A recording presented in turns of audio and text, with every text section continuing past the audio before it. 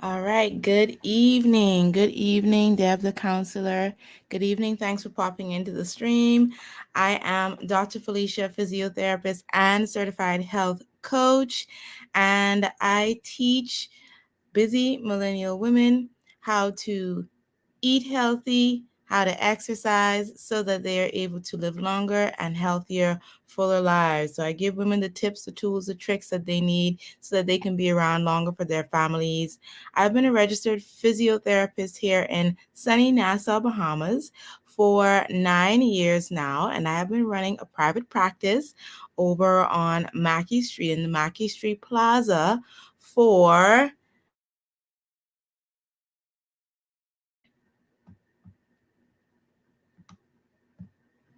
All right, so just getting Facebook up. And for those that may have just joined, I was just letting you know who I am, what I'm about. Dr. Felicia here, certified health coach, physiotherapist, based in Nassau, Bahamas.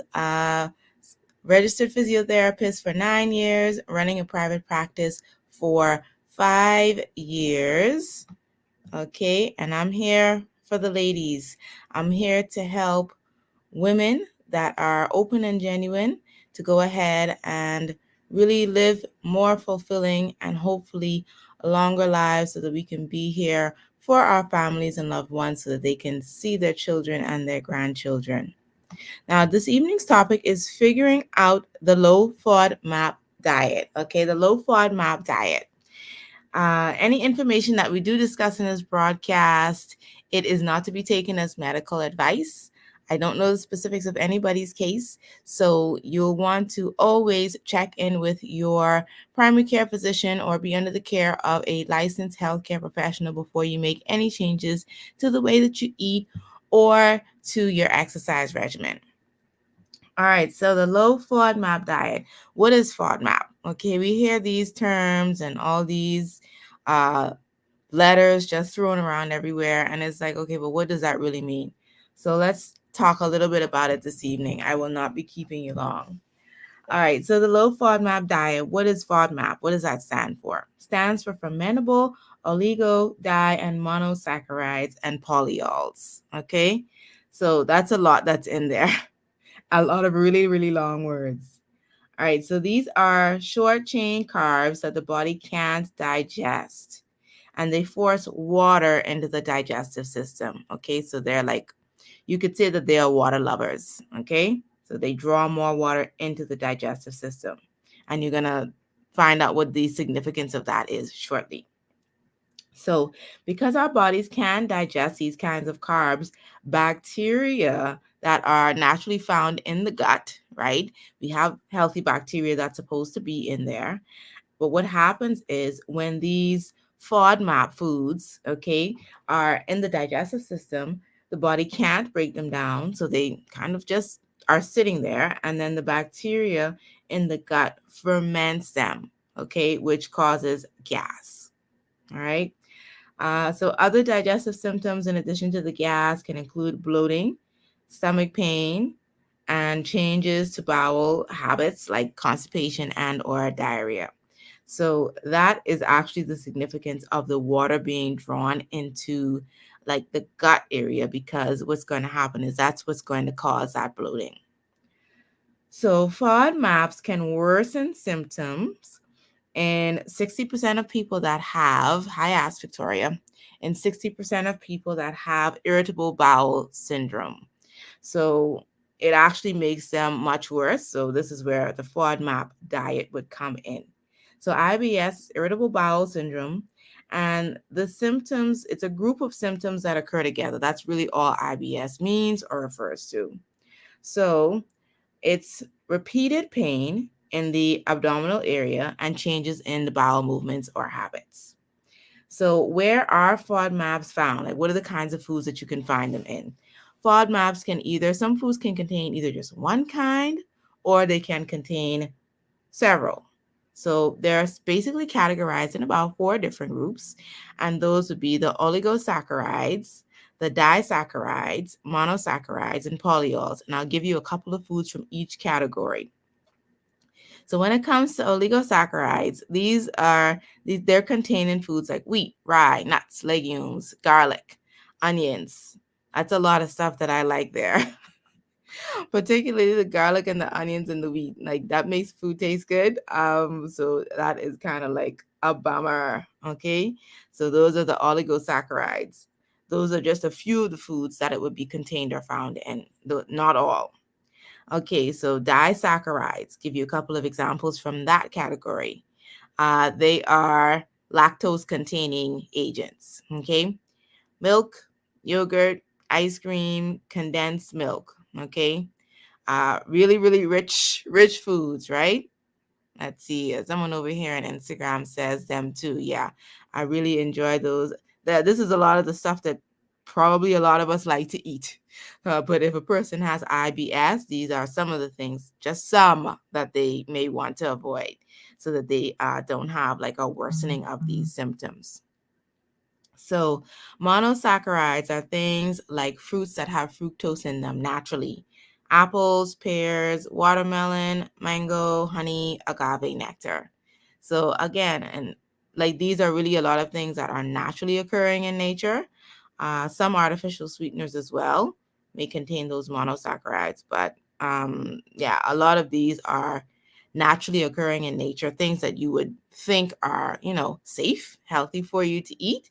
They're healthy, but they're not necessarily the best choice in every situation. Polyols, so mannitol and sorbitol, which will be found in, again, some fruits and vegetables, apples, pears, mushrooms, and snow peas. So a low FODMAP diet takes consumption of these foods from an average of 15 to 60 grams in a day to 2.5 to 3 grams. So that's like bringing it way down. Okay. And of course, this is an attempt to lessen the symptoms, correct? So I'll give you a couple of benefits of the low FODMAP diet. So the benefits would be reduced stomach pain, reduced bloating. It would help to manage flatulence, diarrhea, constipation. It's the first line of defense as a dietary treatment for IBS. Okay, so anybody that has IBS and they are like under medical treatment for it, more than likely they are going to see something about FODMAP, hear something about FODMAP, be given a list of foods that they should eat or not eat. And that's how they're really going to approach it. More than likely, in most countries, that would be the approach to help and reduce the symptoms and to get the person some relief. So let's see. Also improve. Oh, it can also improve work performance. Okay, it's the cause of persons having to miss days of work. So it would help to boost work performance. Plus, if a person obviously is painful, they're not going to be as productive. They're painful, they're uncomfortable.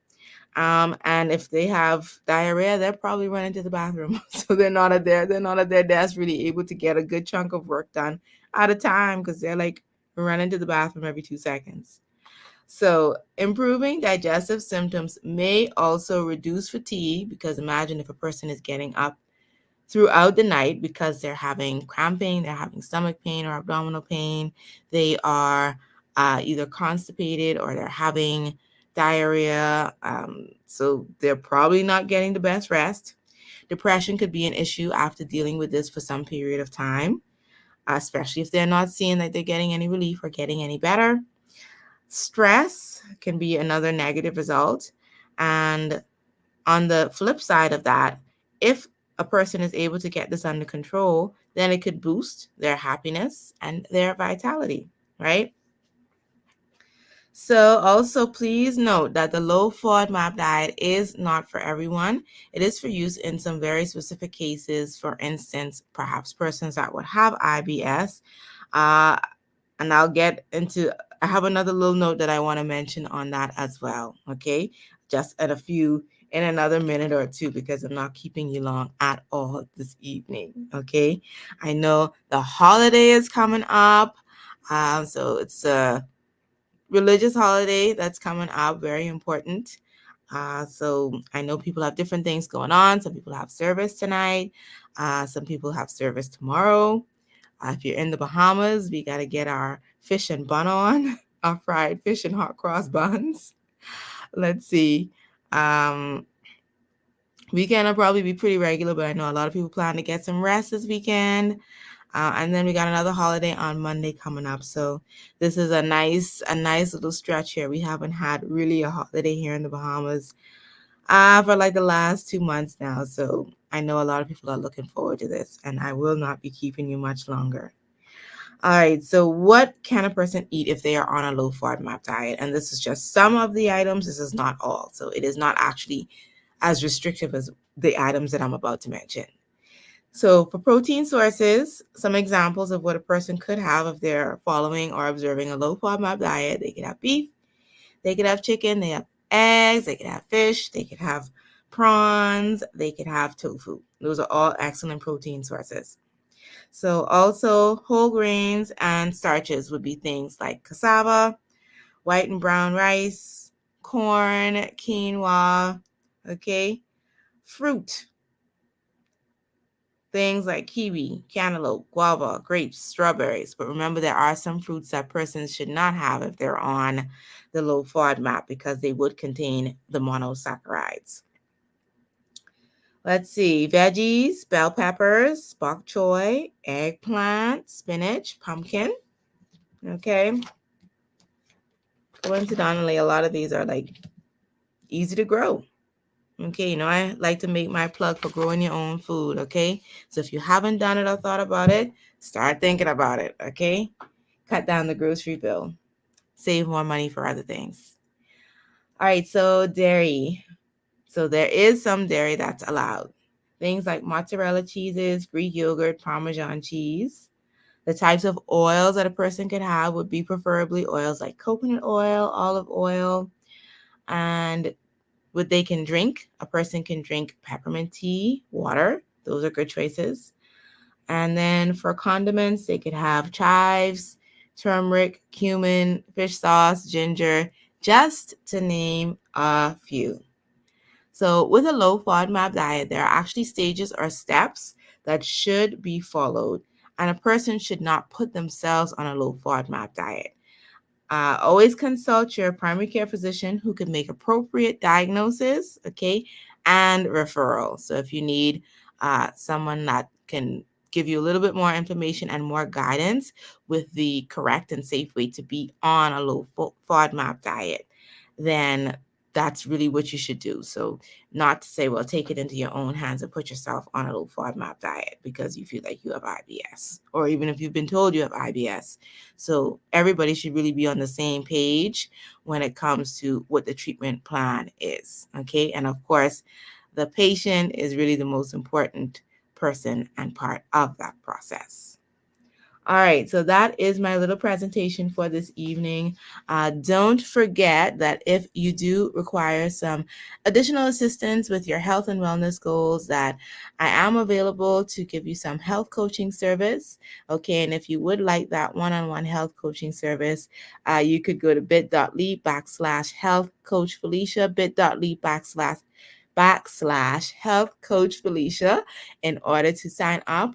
Or you could send me a DM about how to get a wellness makeover assessment call. Okay, so if you want to find out from me, like really if it's right for you and if it's something that can help you and appropriate, so you could just go ahead and DM me the word call, and I will go ahead and respond to you so that I can find out more specifically what your needs are and go ahead and set up that wellness makeover assessment call for you as appropriate and as needed. All right, so that is it for me for this evening. I do hope that you all have a happy and safe Easter. Uh, don't overdo it on the fried fish and the buns for those of us that eat that type of diet on Good Friday. Okay. All right, y'all. I will see y'all next week, same time, same place, 7 p.m. Eastern. I'll be on Instagram, Facebook, and YouTube. All right. So I'll be back with another topic in a week.